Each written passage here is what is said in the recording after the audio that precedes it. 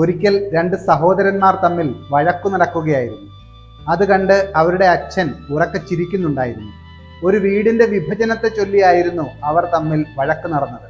അച്ഛൻ ചിരിക്കുന്നത് കണ്ട് അവരിൽ ഒരാൾ ചോദിച്ചു, അച്ഛാ, ഞങ്ങളിവിടെ വഴക്കിടുകയാണ്. ഇത് കണ്ട് അച്ഛൻ ചിരിക്കാൻ കാരണം എന്താണ്? അച്ഛൻ പറഞ്ഞു, മക്കളെ, നിങ്ങളിപ്പോൾ ഒരു വലിയ തെറ്റിദ്ധാരണയുടെ പേരിലാണ് തർക്കമുണ്ടാക്കിക്കൊണ്ടിരിക്കുന്നത്. നാളെ എന്നോടൊപ്പം ഒരിടം വരെ വരണം.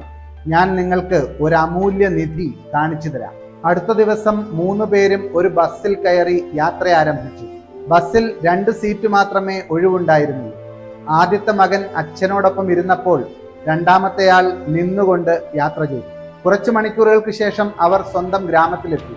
അവിടെ വെച്ച് അച്ഛൻ അവരെ കൊട്ടാര സദൃശ്യമായ ഒരു വീട്ടിലേക്ക് കൂട്ടിക്കൊണ്ടുപോയി.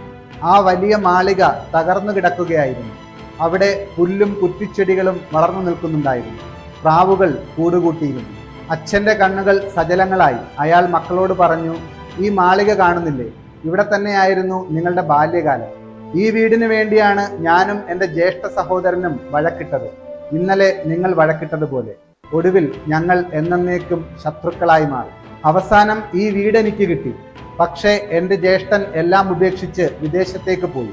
പോകുന്നതിന് മുൻപ് എന്നോട് ഇപ്രകാരം പറഞ്ഞു, ഈ വീട് നീ എടുത്തോളൂ, പക്ഷേ ഇനി നമ്മൾ തമ്മിൽ ഒരു ബന്ധവുമില്ല. ഈ വീടിന് വേണ്ടി ഞാൻ എൻ്റെ സഹോദരനെ നഷ്ടപ്പെടുത്തി. പക്ഷെ ഇപ്പോൾ നോക്കൂ, ഈ വീട് തന്നെ അവശിഷ്ടമായി മാറിയിരിക്കുന്നു. നിങ്ങളും ഇതുപോലെ വീടിന് വേണ്ടി വഴക്കിട്ടാൽ നിങ്ങൾ തമ്മിലുള്ള ബന്ധം എന്നേക്കുമായി തകർന്നു പോകും. അതിനുശേഷം അച്ഛൻ ചോദിച്ചു, നമ്മൾ ഇങ്ങോട്ട് വന്ന ബസ്സിലെ സീറ്റ് എപ്പോഴും നമ്മുടേതായിരിക്കുന്നു? മക്കൾ പറഞ്ഞു, ഇല്ല അച്ഛാ, അത് കുറച്ചു നേരത്തേക്ക് മാത്രമേയുള്ളൂ.